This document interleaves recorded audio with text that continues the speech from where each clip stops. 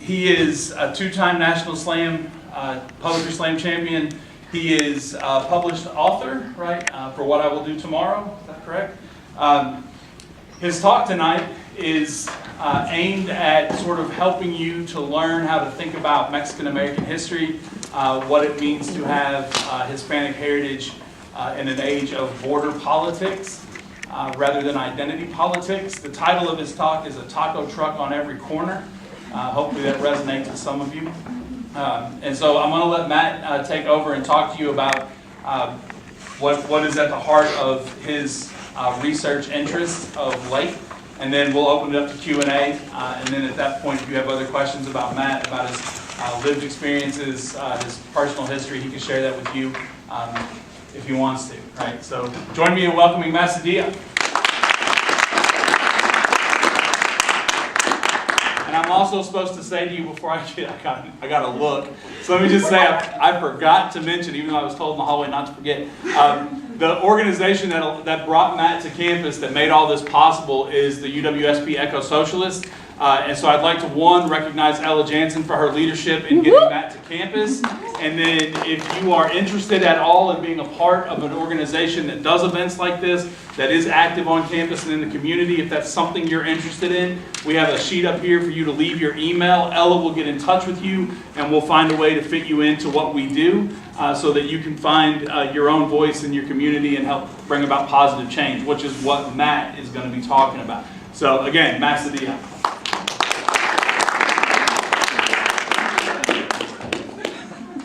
You have the right to remain silent. You have a right to an attorney. You cannot afford one, won't be provided for you. Anything you say can and will be used against you. By show of hands, how many people have heard this on television? By show of hands, how many people have heard this in person? I'm just kidding. By show of hands, how many people have heard of the court case, Miranda versus Arizona? By show of hands, how many people have heard of Ernesto Miranda? Fewer and fewer. I see a couple of people. I see you there. I see you. Right? So Ernesto Miranda is the individual who got caught up in Miranda versus Arizona.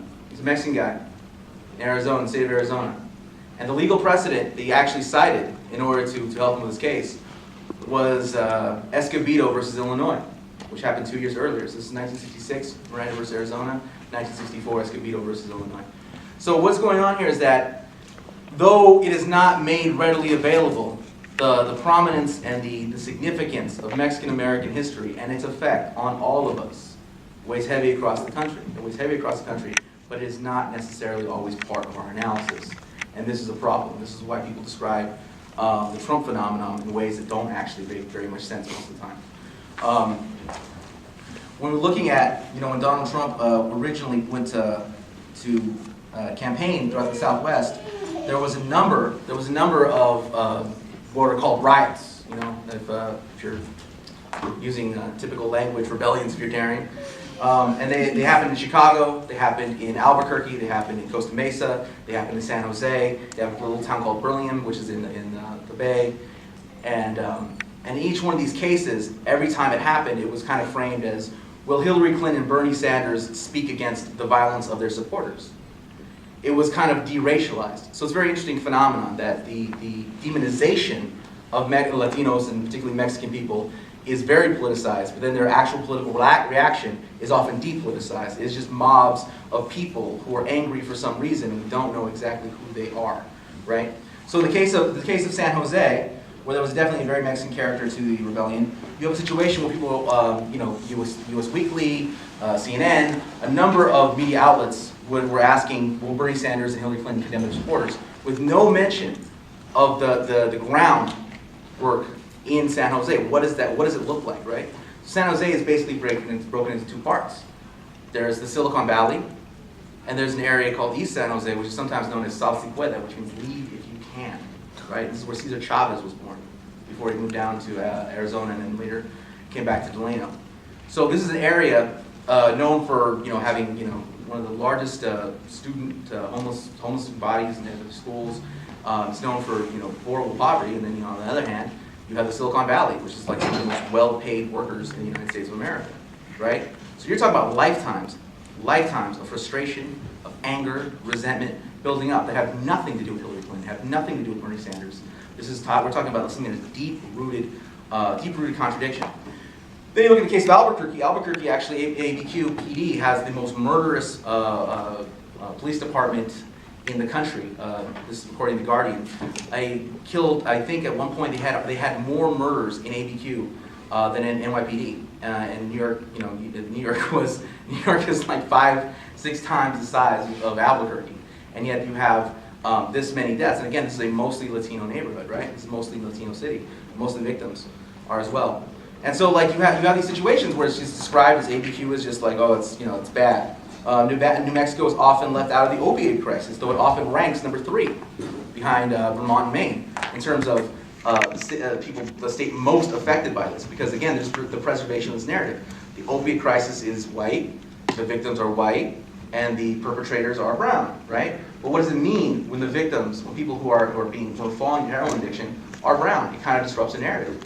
So in many ways, this is kind of the stories that we tell ourselves in this country. But this isn't new. This isn't new. This isn't new. It did not begin with Donald Trump. It began much before this. It began really, during the 1800s in the Mexican-American War, and even, the time leading up to that. So I'm going to give you 2 quotes here. I understand that the people of Mexico are most decidedly a race of mongrels. Abraham Lincoln. The Anglo-Saxon must pervade the southern extremity of this continent. The Mexicans are no better than Indians, and I see no reason we shouldn't take their lands. Sam Houston. Moving into the 20th century, some of these people were here before, but we have some of them are not far removed from the wild tribes of Mexico. That is William Parker, LAPD.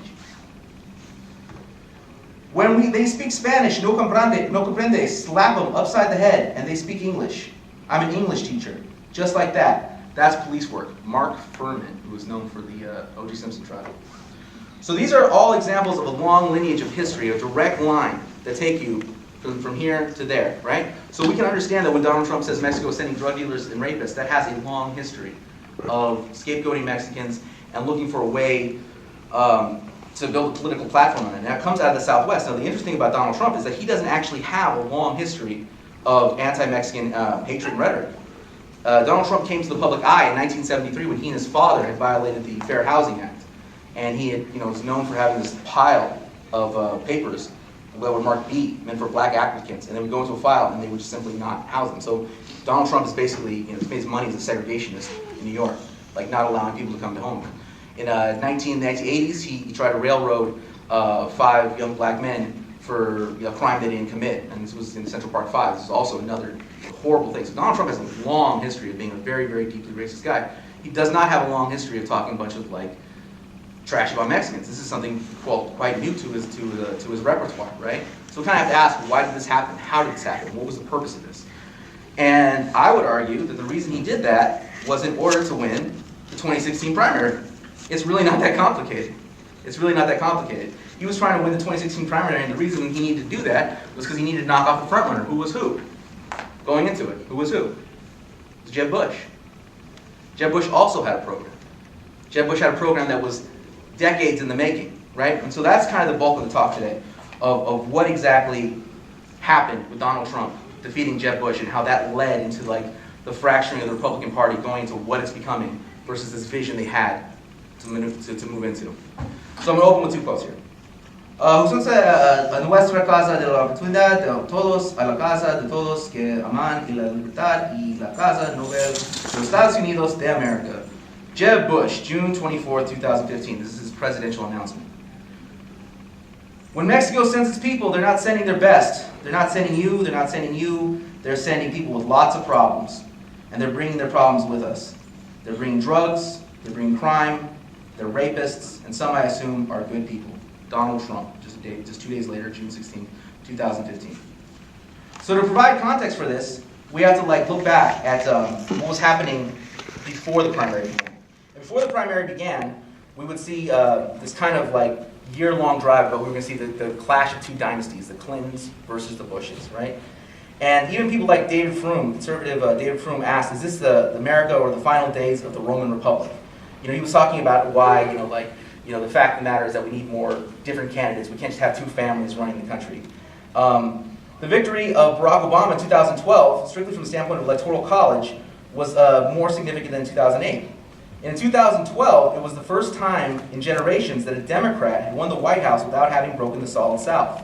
So before that, like someone like Bill Clinton or Al Gore, they'd have to win a piece of the South in order to win the general election. States that had previously voted for George W. Bush in 2004, New Mexico, Florida, Nevada, Colorado, and Virginia had switched to Obama in 2012. Even though states that have either a long-standing Latino population or oddly states have either a fast-growing population of Latinos, or they have a long-standing one. And indeed, George Bush was the last Republican to get close enough to steal an election, winning a staggering 44% of the Latino vote. George W.'s biggest asset in this regards to winning Latino voters had been Jeb and his family. In order to beat Hillary Clinton, Jeb Bush, like most Republican strategists, rightly understood that he needed to win a significant portion of the Latino vote. No member of the Republican establishment was as capable of this task as Jeb Bush. Jeb made a political career off of reaching out to these populations. He was actually one of the best people that was uniquely positioned to win over to bridge this white evangelical vote that makes up the Republican Party, as well as bring in what are considered like kind of the Catholic conservative Hispanics, right? So this is like kind of idea to do that, and it's done all on the basis of like you guys are hard workers, you know what you're doing, and like you're not afraid to get your hands dirty. It's this kind of thing. It kind of appeals to that kind of sentimentality, and oftentimes it's relatively effective. But as it moved on, as things went on during the election, you had the entry of Donald Trump, and when Donald Trump entered the race, he enters obviously with this quote. But it goes on that Donald Trump he comes into this strategy because he understands that for years people were very upset with people within the Tea Party were very upset with the Bush family, and they had this term for people like Bush and others called a rhino, which meant Republican in name only, and so that was kind of a decade's revival. So leading into this, people like John Boehner, Eric Cantor, and it targeted Mitch McConnell, targeted a lot of these people, and the political demand was to be like a restoration of an older party that was not really doing this whole diversity thing. And so that is like kind of the context of that when we go into the Republican primary. Now, I don't think that Donald Trump necessarily was actually the most vicious of all candidates when talking about like undocumented migrants. I think that would actually go to Chris Christie. He actually said that he would put microchips in people like UPS trucks, right? So that's the kind of thing that, but what he was better at was branding, right? This concept of a wall. I'm going to build a wall. Who's going to pay for it? Mexico will pay. So when you have that kind of thing, it's kind of like Remember the Alamo. It's a very catchy phrase. You can do something, and it had like it offered kind of a revivalist type event. So that was kind of that was really where he was where Trump like put most of his eggs in his basket. Now the reason why this is so effective, is these politics have been a long time coming. The fact of the matter is, by 2040, this is going to become what's called a minority-majority country. And there's been plenty of writing on this. It begins with the writings of Pat Buchanan and extends to Samuel Huntington. And these are kind of like people who are seen as like these like name-brand intellectuals. But then it was kind of made more accessible to the general public by Ann Coulter with her book, Adios America. And in the book, Adios America, it has chapters simply called 30 Million Mexicans, right? You can also watch the show of, what's his name? He's so punchable. Tucker Carlson, right? Tucker Carlson. He has a show, he has a number of segments, where he's always talking about like, people in this town are afraid of losing their town, and it's gonna go, and they're not racist, they just don't wanna lose a way of life, right? You can see at the Republican National Convention, you have people like Scott Baio, this political giant, from Charles in Charge originally. Chachi takes the stage and he says that, let's make America great again, but let's make America America again. You have Lou Holtz, the Notre Dame coach, say, I don't want to learn to your language, I don't want to drink your beer, I don't want to root for your soccer teams, I don't want to become you, right? So there's all this kind of thing that the too many brown people in the United States of America makes America not America again. And that's kind of the fear. There's this fear. And you can see it in some of the other surrogates that really prepared the way for Trump. Marco Gutierrez saying taco trucks in every corner, the name of the speech. You have Scott Nell, she said something like, I don't want to have to brush on my Dora the Explorer to watch the DNC. So you have, example after example after example of the fact that this is what's at stake, this fear of a demographic shift, the fear of the browning of America. And whether Trump is reelected, whether he's impeached, whether he goes to jail, it does not matter. This is now going to be the shape of the Republican Party, because the position of Latinos, growing population, and the fact that it's going to continue to happen hasn't gone anywhere. And so everything that they're raising all these fears about, the idea that the country's going to change, the country's going to be altered, is true. It is. And there will be taco trucks in every corner. But let me tell you something about that. What is Tex-Mex? But Mexican food with barbecue sauce, right? What is the Denver omelet? But a mixture of, the skillet and the fajita and, Dust Bowl migration meeting Mexican migration and creating this new thing, right? In Los Angeles, California, where the epicenter of a lot of this culture comes from, you have now the Korean taco, right? So I tell you here, Wisconsinites, you're not going to lose your cheese curds. You're gaining a tortilla. Taco trucks every corner. Sounds open to questions at this point. All right.